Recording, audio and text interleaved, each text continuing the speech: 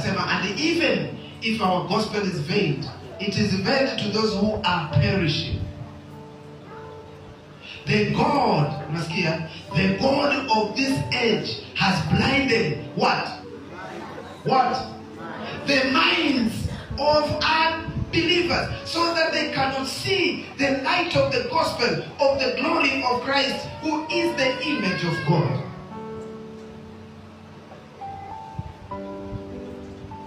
That's the work of the devil, to blind you so that you cannot see as you should be seen. Shetani, ndugu zangu, ambaye ameitwa kwa jina la ajabu hapa, ameitwa nani? The God. Now, nataka uliwahi akili yako. Shetani is an angel. How comes he is being called a God? Alafu ameitwa the God of this age. Hii age manake nini? Age, the God of this system. Ni mfumo unaozungumzwa hapa. Lakini nataka mjiulize, amekuwaje Mungu?